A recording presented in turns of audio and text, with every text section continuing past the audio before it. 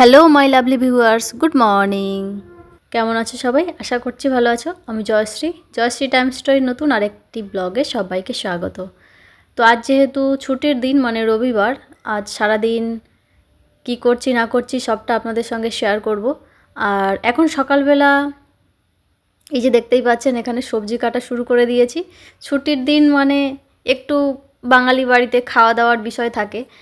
আর এখানে এই যে পালং শাকটা ৩-৪ দিন হয়ে গেছে আনা আছে, নষ্ট হয়ে যাচ্ছে, মানে শুকিয়ে যাবে। শীতের সময় বলেই তো ঠিক আছে, না হলে এতদিনে গরমের সময় হলে কবে শুকিয়ে একদম অবস্থা খারাপ হয়ে যেত, খাওয়ার মতো থাকতো না।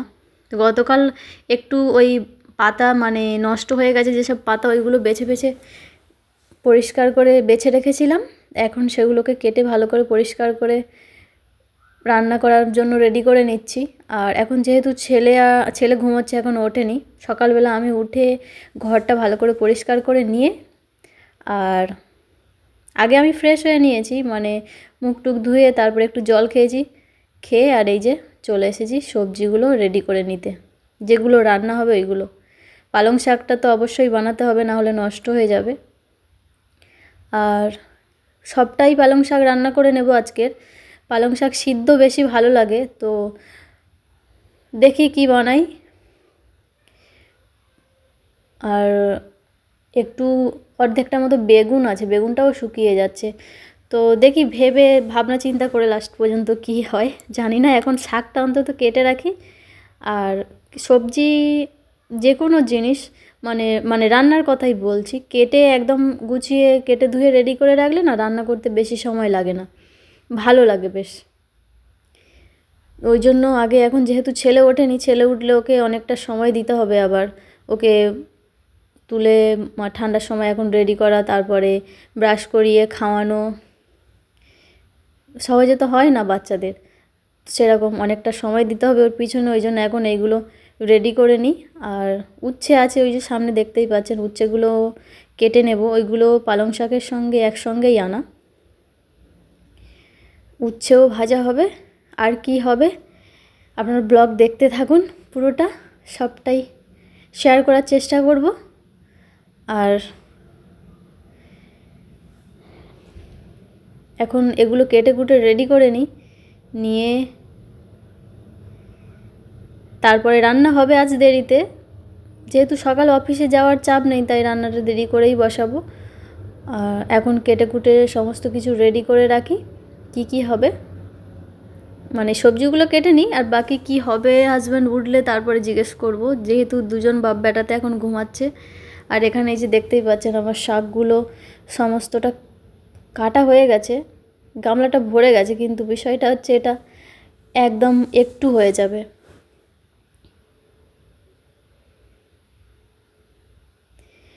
তো এটা এখন ধুইব না, রেখে দিই এখানে, দিয়ে তারপরে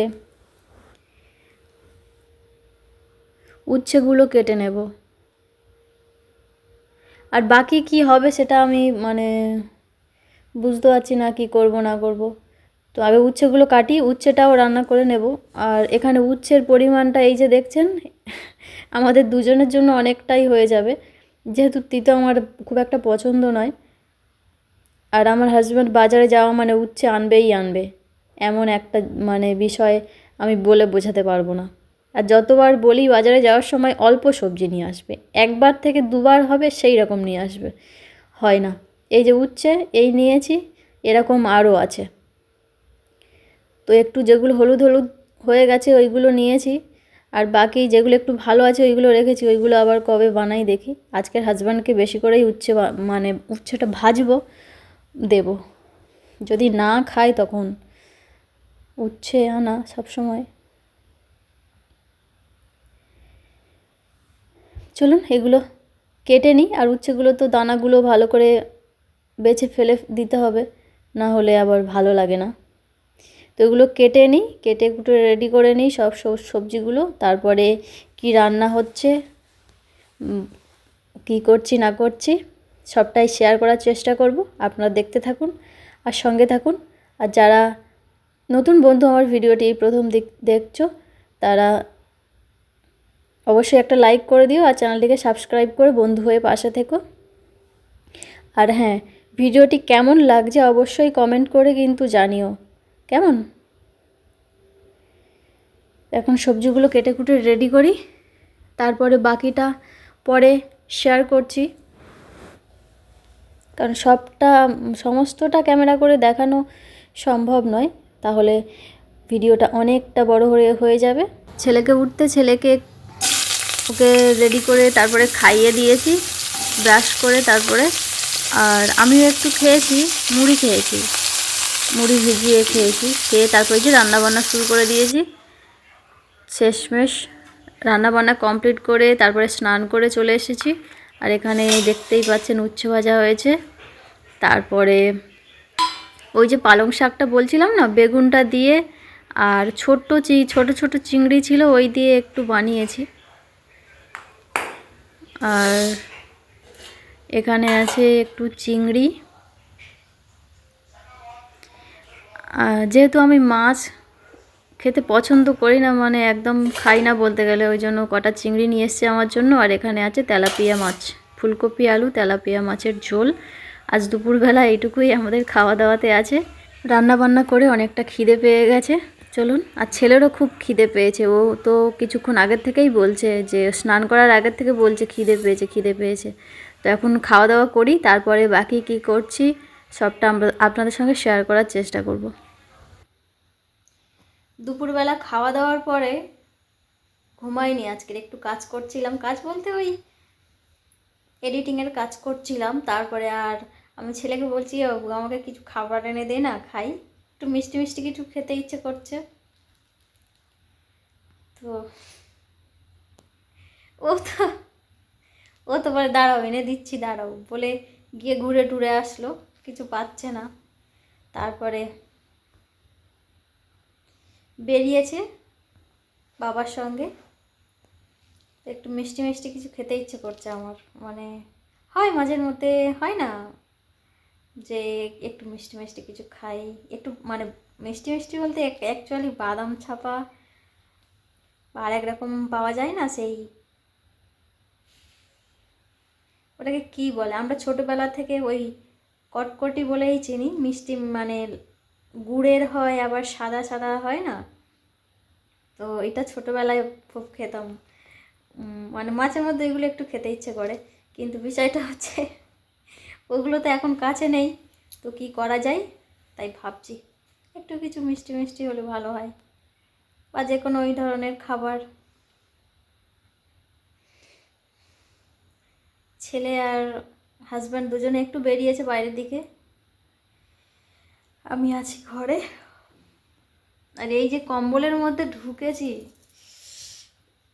কম্বল থেকে আর বেরোতে ইচ্ছে করবে না, মানে ঠান্ডা, পা তো এখনো ঠান্ডা হয়ে আছে, গরম হয়নি। আর এই কম্বলের থেকে বাইরে বেরোলে এবারে যা ঠান্ডা লাগবে না, আর বলার কথা নয়।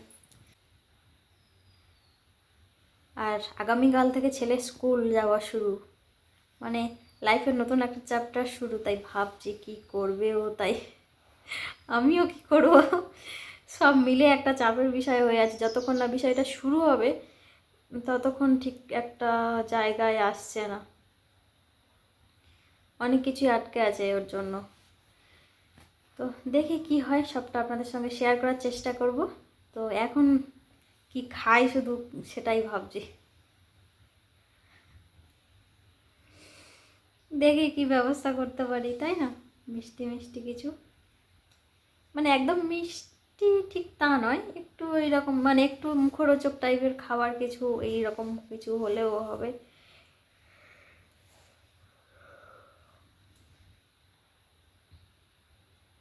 দেখি কি করি। শুয়ে শুয়ে ভাবতে ভাবতে তারপরে ভাবলাম যে গাজর তো আছে, মিষ্টি মিষ্টি কিছু বানানোই যায়। তারপরে এই যে এখানে গাজর একটুখানি গ্রেট করে নিয়েছি, নিয়ে বানিয়ে ফেললাম ঝটপট গাজরের হালুয়া। বানালাম তো বেশ কষ্ট করে, কিন্তু বিষয়টা হচ্ছে কোনো কিছু যখন খেতে ইচ্ছা হয় বানিয়ে খেতে হয় না, এই তৈরি করতে গিয়েই খাওয়ার ইচ্ছেটাই নষ্ট হয়ে যায়, মানে ওই যে গন্ধটা নাকে আসে, ওই জন্য কি জানি না, আমি দেখেছি এরকম মানে সবসময় আমার সঙ্গে ঘটে। তো খেয়ে দেখি কেমন বানালাম।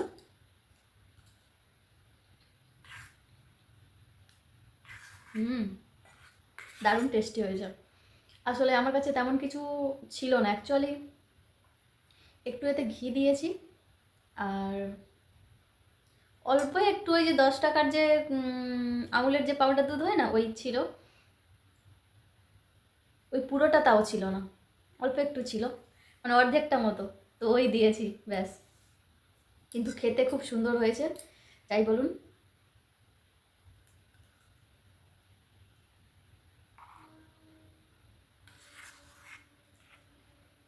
তো দেখি ছেলে খায় কি করে। হাজব্যান্ড তো কোনো কিছু বানালে তেমন একটা খেতে চায় না, বা মিষ্টি মিষ্টি খুব একটা পছন্দ করে না, ওই জন্য কিছু বানিয়ে দিতেও ইচ্ছে করে না আমার।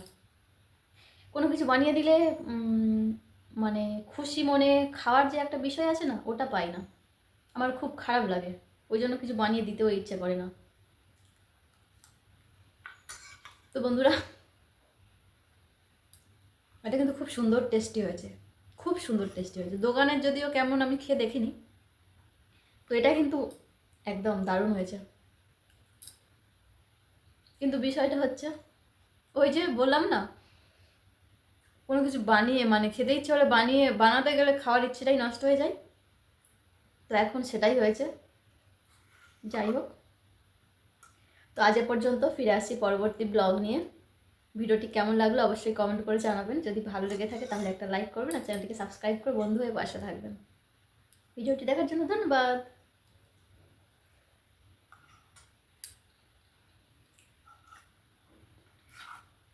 অসাধারণ।